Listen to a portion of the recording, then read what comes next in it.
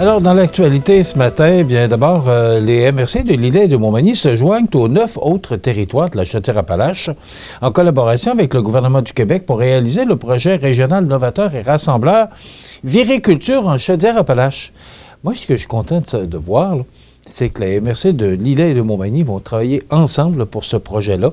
L'objectif de cette initiative, c'est de mettre en valeur la culture, le patrimoine et les paysages de la région tout en renforçant la fierté citoyenne envers son identité culturelle.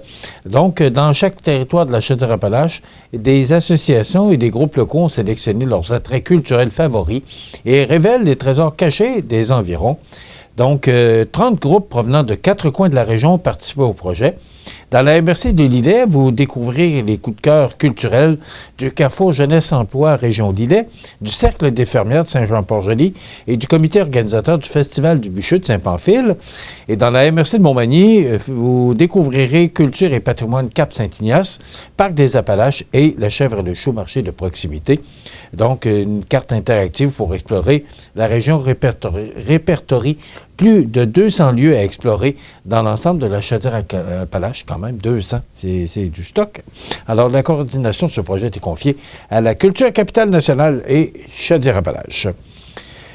Parce qu'un jeune sur 5 au Québec a un parent vivant avec un problème de santé, c'est 20 %, c'est quand même beaucoup, et qu'il est à risque de développer des troubles de santé mentale avant l'âge de 24 ans.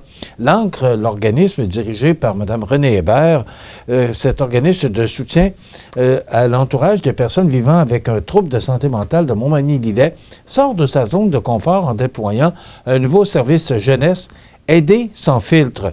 Le service s'adresse aux 12-29 ans et a comme objectif de sortir de leur isolement ces jeunes personnes proches aidantes, naturelles, tout aussi invisibles qu'elles s'ignorent, et de les outiller, de les accompagner afin que ces jeunes deviennent eux-mêmes des vecteurs de changement dans une société où encore aujourd'hui la santé mentale est un sujet tabou.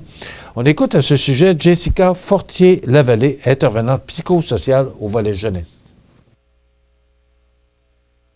On utilise vraiment le terme jeune proche. T'sais, on enlève le mot proche aidant juste pour aller justement rendre ça plus accessible, plus proche pour les jeunes, plus facile de s'y reconnaître. Dans le fond, nous, on va se promener sur l'entièreté de notre territoire qu'on couvre, donc la MRC de Montmagny et de Lillet au complet.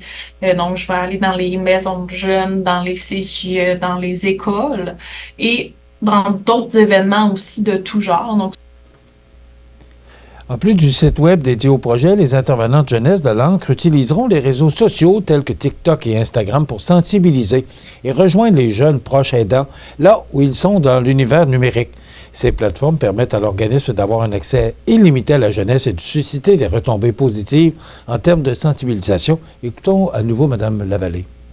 Notre génération, tout le monde est sur les réseaux sociaux, donc c'est le moyen.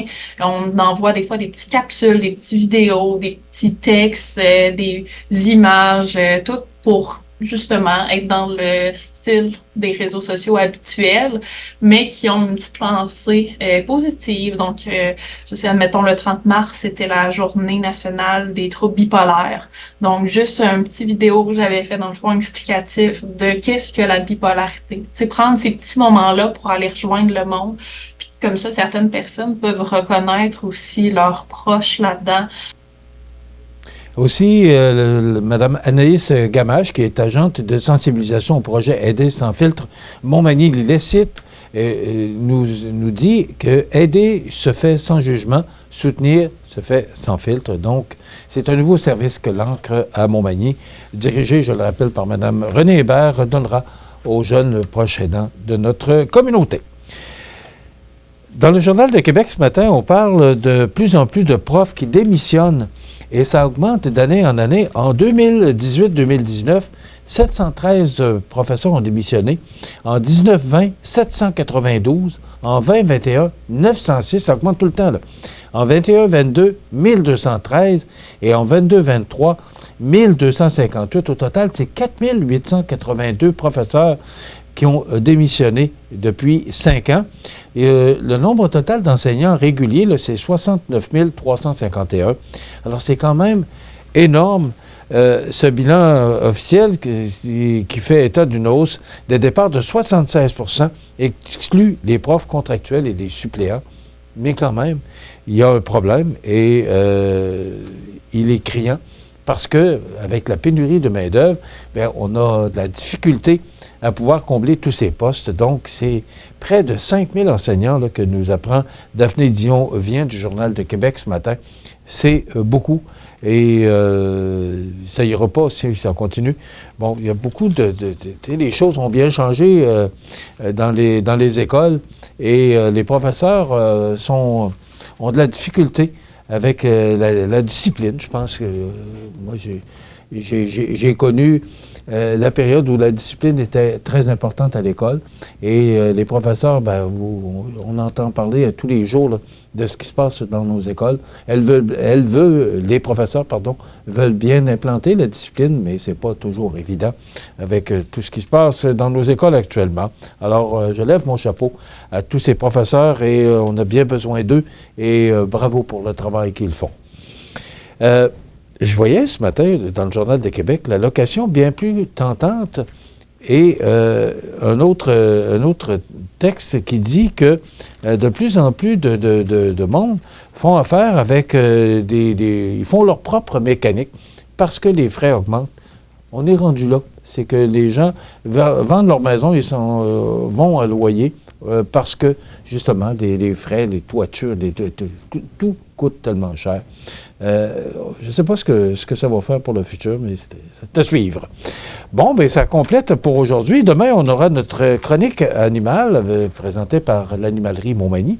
Et on reçoit comme invité demain l'humoriste Julien Tremblay, qui sera en spectacle prochainement chez nous. Alors, il sera avec nous demain pour nous raconter un peu ce qu'il fait, ce qu'il devient et quel genre de spectacle il nous offrira au cours des prochains jours. On nous parle de soleil pour la journée. Pour l'instant, c'est nuageux. Espérons que les météorologues ne se tromperont pas. 17 degrés comme maximum. Bonne journée.